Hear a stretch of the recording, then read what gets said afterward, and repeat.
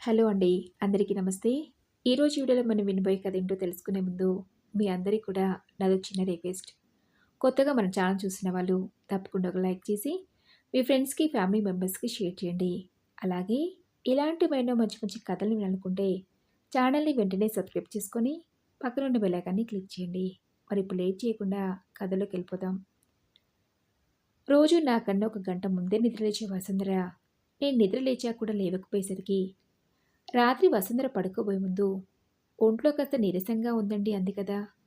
ఎందుకు లేపడం అనుకుని నేను బెడ్ పైన లేచి మొహం కడుక్కుని వరండాలో పడకుర్చీలో కూర్చుని పేపర్ చదువుతున్నాను. రోజు నా భార్య చేతి కాఫీ తాగుతూ పేపర్ చదివే అలవాటున్న నాకు నిద్ర లేచి అరగంటైనా కాఫీ గొంతులో పడకపోయేసరికి అదోలా అనిపించింది. అప్పటికి నేను లేచి అరగంట అవటంతో నా భార్య లేచి ఉంటుందని రోజులాగే కాఫీ తీసుకుని వస్తుందేమోనని గది తలుపు వైపే చూస్తూ కూర్చుండిపోయాను. ఇంతకీ తను రాకపోయేసరికి ఇంకా నిద్ర లేచినట్లు లేదే అనుకుని బెడ్రూమ్లోకి వెళ్ళి చూసా. వసుంధర ఉదయం నేను లేచినప్పుడు ఎలాగైతే పడుకునుందో అలాగే పడుకునుంది.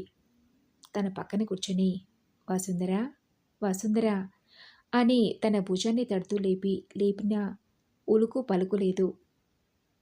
నా వసుంధర ఒకవేళ నన్ను విడిచి వెళ్ళిందా అనే అనుమానంతో కాళ్ళు చేతులు భయంతో వణికిపోయాయి. ఏం చేయాలో తెలియడం లేదు.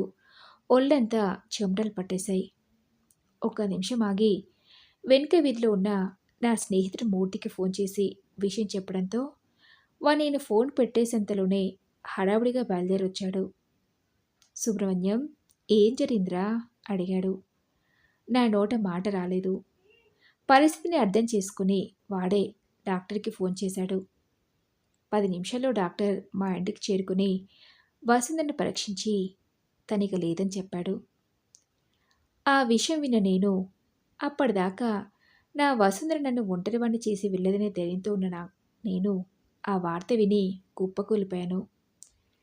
నన్ను అలా చూసిన మూర్తి కంగారుగా సుబ్రహ్మణ్యం సుబ్రహ్మణ్యం అంటూ పైకి లేపి ఆ పక్కనే ఉన్న కుర్చీలో కూర్చోబెట్టి మంచినీళ్ళు తాగిచ్చాడు. గ్లాస్ పక్కన పెట్టి నా చేతిని తన చేతిలోకి తీసుకొని ధైర్యం చెప్పాడు. తనకు తెలిసిన ఆ చుట్టుపక్కల వాళ్ళు నలుగురికి ఫోన్ చేసి ఏర్పాట్లను చూడమన్నాడు. సమయానికి మూర్తి భార్య కూడా ఊళ్ళో లేకపోవడంతో తన ఇంట్లో పనిచేసే పనమ్మాయికి ఫోన్ చేసి వెంటనే రమ్మని చెప్పాడు. వసుంధర మరణవార్త విని ఒక్కొక్కరుగా వచ్చి నన్ను పరామర్శిస్తున్నారు.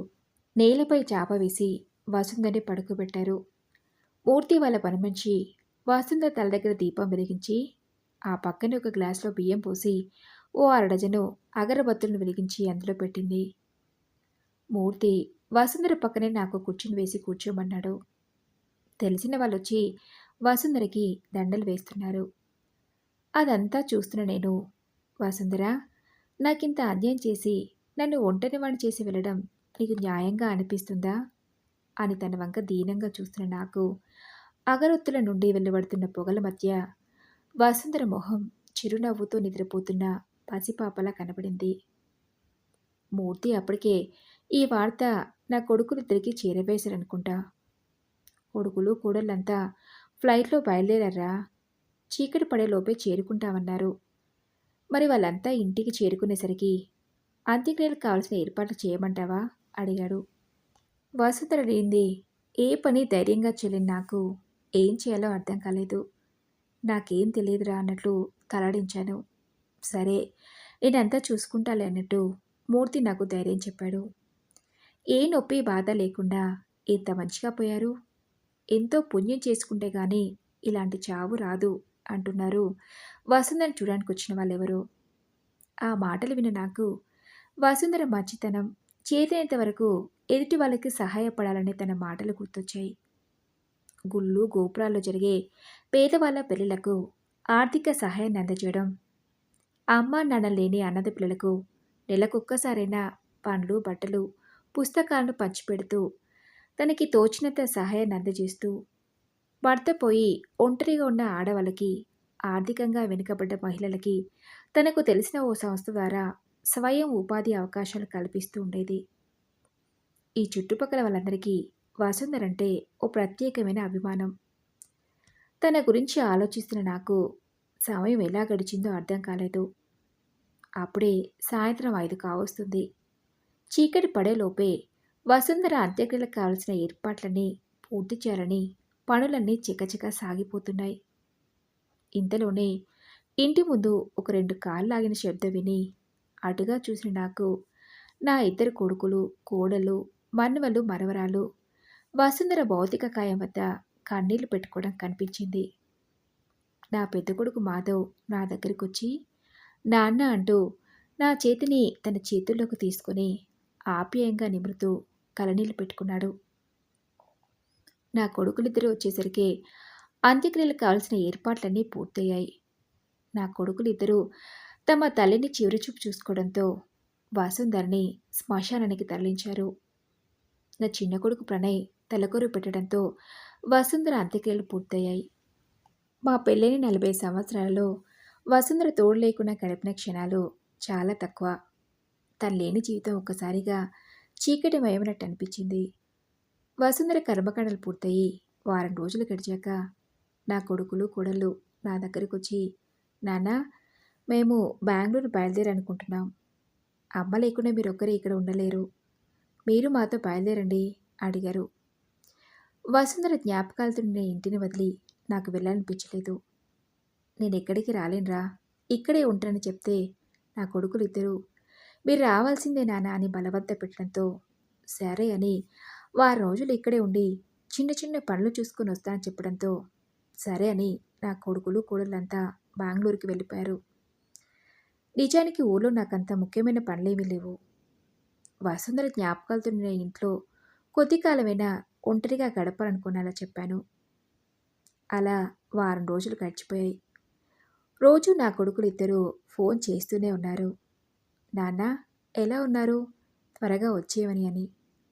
వారం గడిచినా నేను వెళ్ళకపోయేసరికి నా పెద్ద కొడుకు మాధవ్ మీరు ఇంటిని వదిలి వస్తారని నమ్మకం లేక నేనే మిమ్మల్ని తీసుకెళ్దామని వచ్చాను నాన్న అని చెప్పి నా బట్టల్ని ఓ సూట్ కేసులో సర్ది ఇంటికి తాళం వేసి నన్ను బెంగళూరు తీసుకెళ్ళిపోయాడు.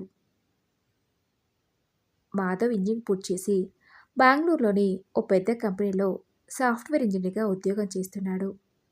మాధవ్ భార్య రమ్య ఓ ప్రైవేట్ కాలేజీలో లెక్చరర్గా చేస్తుంది. ఇద్దరూ ఉద్యోగాలకు వెళ్ళేవారే. ఇద్దరు ఆఫీసులకు వెళ్ళే సమయంలో పిల్లని స్కూల్లో దించి వెళ్తారు. వాళ్ళంతా వెళ్ళిపోయాక ఇంట్లో ఒక్కనే ఉండాలంటే చాలా బోరుగా అనిపించింది. ఊరు మారినా వసుంధర జ్ఞాపకాలు నన్ను వదలలేదు. ప్రతి పనిలో తనే గుర్తొస్తుంది. అది గమనించిన నా కొడుకు మాధవ్ కొన్ని పుస్తకాలను తెచ్చిచ్చి ఇవి చదువుకున్నానా, మనసుకు కాస్త ప్రశాంతంగా ఉంటుంది. ఈ పక్కనే ఒక పార్క్ ఉంది. మరీ బోరుగా ఉంటే సాయంత్రం పూట అలా వెళ్ళి వాకింగ్ చేసి రండి అని చెప్పాడు. అలా మొదటి వారం రోజులు అక్కడ కష్టంగా అనిపించినా నేను నా దినచర్యలో మార్పులు చేసుకోని నిర్ణయించుకుని ఇక మీదటి పిల్లల్ని రోజు నేనే స్కూల్కి తీసుకెళ్ళి తీసుకొస్తానని చెప్పాను. నా కొడుకు కోడలందుకు సరే అంటంతో అప్పటి నుండి పిల్లల్ని స్కూల్కి తీసుకెళ్ళడం, తీసుకురావటం, సాయంత్రం వాళ్ళతో కబుర్లు చెప్పడం, పిల్లల్ని రోజు సాయంత్రం కాసేపు పార్క్ తీసుకెళ్ళి ఆడించడం, అలా చేస్తూ మెల్లమెల్లగా వసుంధర జ్ఞాపకాల నుండి నన్ను నేను దూరం చేసుకున్నాను. మాధవ్ పిల్లలిద్దరూ తాతయ్య తాతయ్య అంటూ స్కూల్ నుండి వచ్చాక ఎక్కువ సమయం నాతోనే గడిపేవారు. అలా కొంతకాలానికి మరో కొత్త జీవితానికి అలవాటు పడ్డ నేను బెంగళూరులోనే ఓ కంపెనీకి టీమ్ లీడ్గా పనిచేస్తున్న నా చిన్న కొడుకు ప్రణయ్ నన్ను కొన్ని రోజులు మా ఇంట్లో ఉండడానికి రమ్మని పిలవడంతో సరే అని వెళ్ళాను. ప్రణయ్ భార్య శ్రావణి ఇంట్లోనే ఉంటుంది. వాళ్ళకి ఒక్కడే బాబు. ఉదయం ప్రణయ్ ఆఫీస్కి, బాబు స్కూల్కి వెళ్తే ఇక ఇంట్లో ఉండేది మేమిద్దరమే.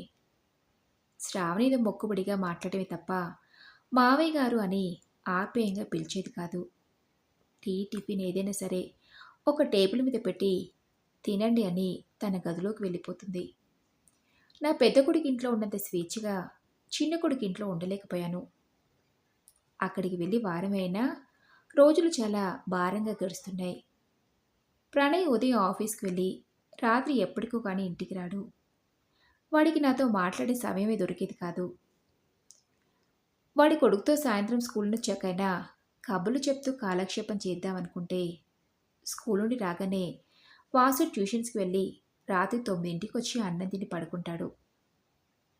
అలా ఓ 15 రోజులు అతి కష్టంగా గడిపి నేను ఓ రోజు నా కొడుకుతో, ఒరే ప్రణయ్, నేను మీ అన్నయ్య వాళ్ళింటికి వెళ్ళిపోదామనుకుంటుండ్రా అడిగాను. అందుకు వాడు, అదేంటి నాన్న, మీరొచ్చి నెలైనా కాలేదు, అప్పుడే వెళ్తానంటారేంటి? ఇక్కడ మీకేమైనా ఇబ్బందిగా ఉందా అడిగాడు. అలాంటిదేం లేదురా, అక్కడ మీ అన్నయ్య పిల్లని స్కూల్కి తీసుకెళ్తూ తిరిగి ఇంటికి తీసుకొస్తూ కాలక్షేపంగా ఉండేది. ఇక్కడ అలాంటివేమీ లేవు కాబట్టి కొంచెం బోరుగా అనిపిస్తుందన్నాను. నాన్న, మిమ్మల్ని చూసుకోవాల్సిన బాధ్యత మా ఇద్దరిది కదా. అక్కడో నెల రోజులు ఇక్కడో నెల రోజులు ఉండండి. మీరు పూర్తిగా అక్కడే ఉంటానంటే ఎలా? రేపు నేను నాన్నని చూసుకోలేదన్న మాట పడాల్సి వస్తుంది. ఎలాగో ఇంకో వారం రోజులు పోతే అన్నయ్య కూతురు అనన్య బర్త్డే ఉంది కదా. మన అందరినీ పిలుస్తారు కాబట్టి ఆ రోజే అందరం కలిసి వెళ్దాంలే. అప్పటి వరకు ఓపిక పట్టండి నాన్న అన్నాడు.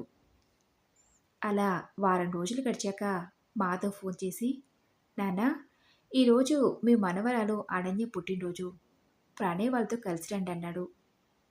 సరే అని ప్రణయ్ సాయంత్రం ఆఫీస్ నుండి త్వరగా రావడంతో అంతా కలిసి కారులో బయలుదేరి వెళ్ళిపోయాం. దగ్గరి బంధువులు, మాధవ్ కొలీగ్స్ అంతా రావడంతో బర్త్డే పార్టీ బాగా జరిగింది. పార్టీ అయ్యాక ఇక్కడ వాళ్ళు అక్కడికి వెళ్ళిపోయారు. అనన్య బర్త్డేకి వచ్చిన గిఫ్ట్లను గదిలో పెట్టడానికి వెళ్ళిన నాకు నా కోడలు ఇద్దరేదో మాట్లాడుకోవడం వినిపించి గది బయటే నిల్చుండిపోయాను. ప్రణయ్ భార్య శ్రావణి, ఊళ్ళో ఉన్న ఈయన కానీ ఊళ్ళోనే ఉండనీయక అనవసరంగా మన నెత్తి మీద తెచ్చిపెట్టారు. ఏ, అక్కడే ఉంచి అప్పుడప్పుడు వెళ్ళి చూసి రావచ్చుగా.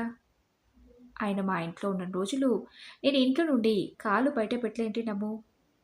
ఆయన రాకముందు ఫ్రెండ్స్, షాపింగ్లంటూ హాయిగా బయటికి వెళ్ళి తిరిగేదాన్ని.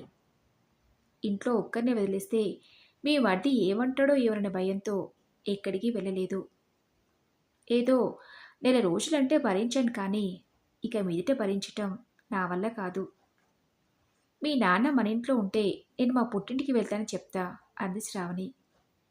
అందుకు మాధవ్ భార్య రమ్య, అదేంటి శ్రావణి, నెల రోజులకే అలా అంటున్నావు?